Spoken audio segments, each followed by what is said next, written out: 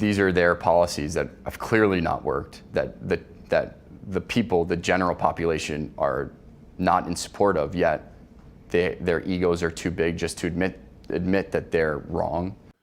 Wrong. Right. Wrong. Such old-fashioned concepts. Welcome to another reaction video.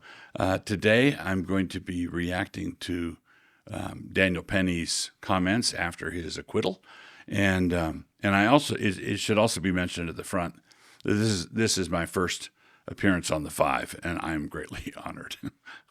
Daniel Penny breaking his silence in an exclusive interview with Judge Jeanine Pirro.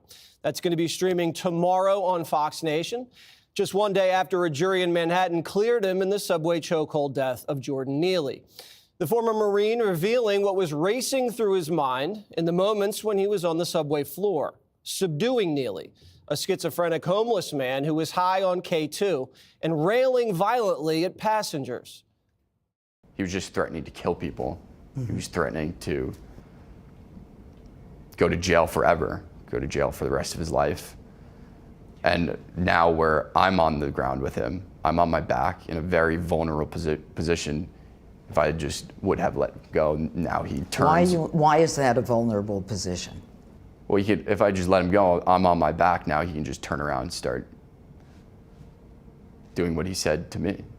You see the video there of him on his back holding this guy who'd been arrested multiple times and who had no business being on the subway making threats like that. And so this is one of the things that the modern state does. If someone takes direct action as a citizen, the state goes after them, but will refuse all the resources that have been spent going after Daniel Penny. Nothing like that would ever have happened to the perp. So Killing, hurting. The former Marine enduring years of vicious left-wing attacks who vilified him as a racist. Basically, the only evidence that I've heard to back up the charge of racism is the simple fact of the colors involved, not a history of racist statements by Penny or or him yelling racial epithets while he held him down. Nothing like that.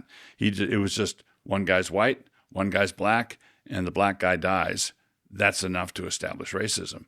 But sorry, not according to biblical justice. what in you caused you to want to get involved? I mean, I'm not a confrontational person. I don't really extend myself. I think this type of thing is very uncomfortable. All this attention and limelight is very uncomfortable. The guilt I would have felt if someone did get hurt, if he did do what he was threatening to do, would never be able to live with myself. And I'll take 1 million court appearances and people calling me names and people hating me just to keep one of those people from getting hurt or killed. And those people owe him a lot. Daniel Penny also sending a message to liberal city leaders whose policies led to what happened on that subway. Watch. These public officials would do something so self-serving.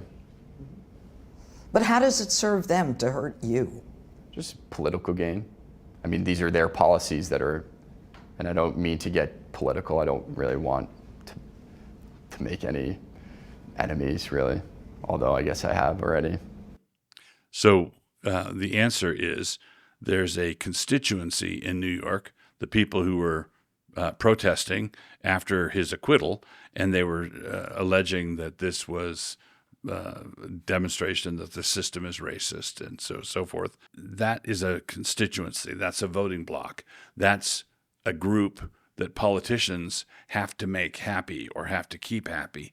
And people like Daniel Penny, that's not a constituency that the people running New York have to keep happy.